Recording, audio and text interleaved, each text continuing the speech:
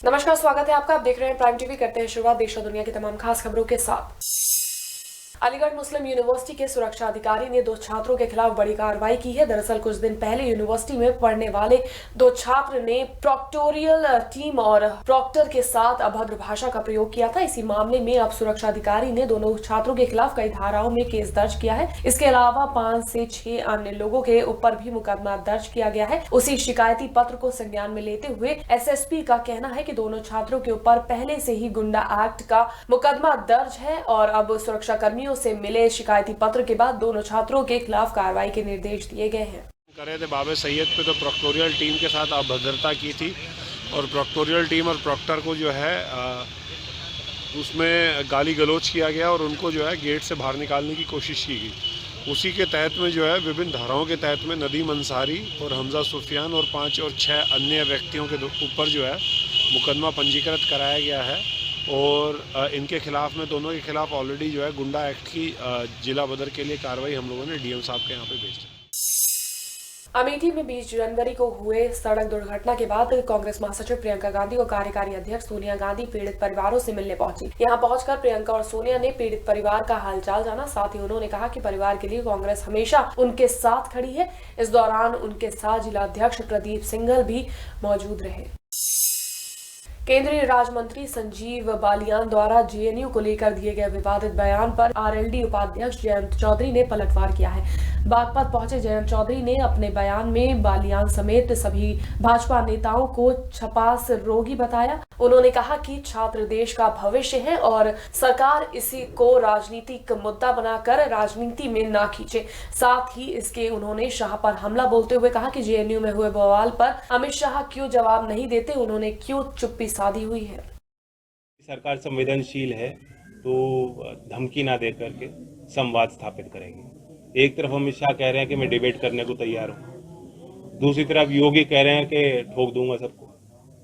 तो कुछ नहीं है, अपने आप को मजबूत दिखाना चाह रहे हैं, पब्लिक के आगे दिखावा कर रहे हैं। और जो ज़्यादा बड़बोलापन होता है जिसके अंदर वो आपने देखा है, सबने अपने जीवन में देखा है, बचपन में देखा है, जो ज़्यादा बुली होता है वो उतना कमज़ोर होता है।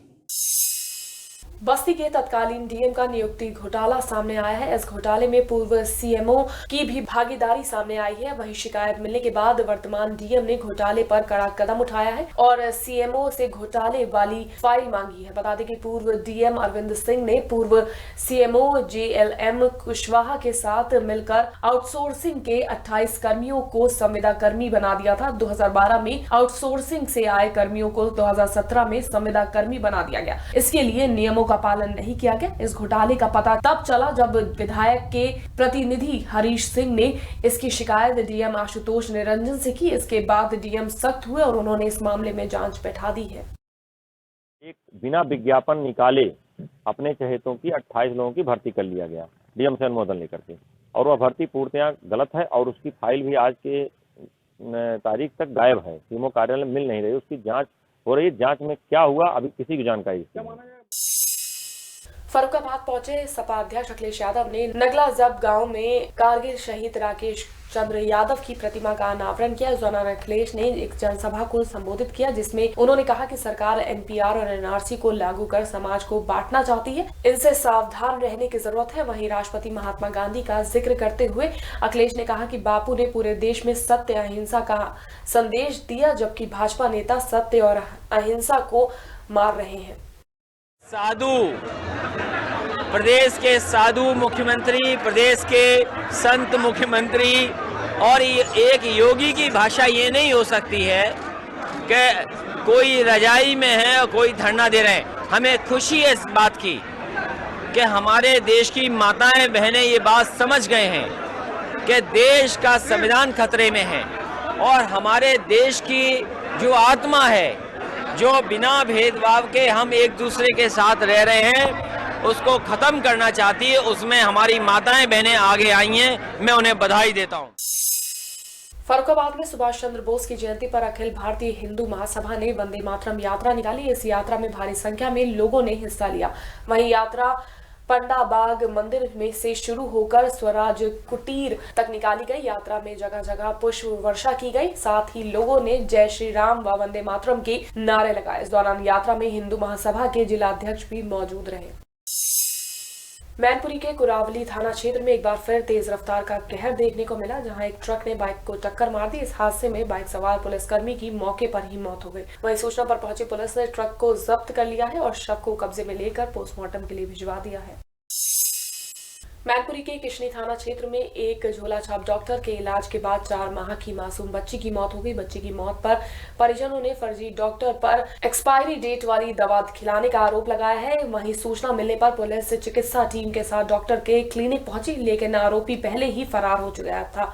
स्थानीय लोगों की मदद से पुलिस ने क्लिनिक का दरवाजा खोला तो उन्होंने वहां से भारी मात्रा में एक्सपायरी डेट और नकली दवाओं का जखीरा बरामद हुआ, जिसके बाद टीम ने नकली दवाओं को कब्जे में लेते हुए झोला छाप डॉक्टर के विरुद्ध कार्रवाई करते हुए रिपोर्ट दर्ज कर ली है। डॉक्टर है तो इनके द्वारा कोई उसको इंजेक्शन दिया गया, उससे उस बच्चे की मृत्यु हो गई। तो फिर हमने और एसओ साहब ने बात करी, फिर हम लोग इधर आए। अब वो यहाँ पे कोई मिला नहीं है, बस जो भी एक्सपायरी दवाइयाँ और जो भी मेडिसिन मिली उसको अपने कब्जे में ले लिया है। अब इसको दुकान को सीज कर रहे हैं। प्रतापगढ़ में लुटेरी दुल्हन के फ्रॉड का मामला सामने आया है। यहाँ एक लुटेरी दुल्हन ने पहले एक युवक को प्रेम जाल में फंसाया, इसके बाद उससे शादी की और 7 महीने साथ रहने के बाद वो घर से नकदी और जेवरात लूट कर फरार हो गई। वहीं जब पति को मामले की जानकारी हुई तो उसने मामले की जानकारी पुलिस को दी और मामले पर केस दर्ज करवाना चाहा। इसके बाद पुलिस ने उल्टा पीड़ित पति पर ही केस दर्ज कर दिया और उसको परेशान करने लगी। थक हार कर पीड़ित पति मनीष ने सीएम योगी से मदद की गुहार लगाई है, लेकिन 1 महीना बीत जाने के बाद भी उसको कहीं से भी न्याय नहीं मिला। वहीं मामले पर जब सीओ से बात की गई तो उन्होंने रटा रटाया जवाब दिया और कहा कि मामला उनके संज्ञान में है, जो भी दोषी होगा उस पर सख्त कार्रवाई की जाएगी। संबंध में संज्ञान में आया है तो एसआई द्वारा जो है जांच कराई जा रही है। जांच बाद पूरी आख्या दी जाएगी। संभल में गणतंत्र दिवस के अवसर पर होने वाले कार्यक्रम को देखते हुए एसपी ने जिले में फ्लैग मार्च निकाला। इस फ्लैग मार्च में बड़ी संख्या में पुलिस फोर्स मौजूद रही, जिन्होंने सड़क पर चेकिंग अभियान चलाया और रास्ते में संदिग्ध लोगों से पूछताछ भी की। जिसके बाद एसपी यमुना प्रसाद ने बताया कि जब तक 26 जनवरी का कार्यक्रम होगा तब तक ये चेकिंग अभियान जारी रहेगा।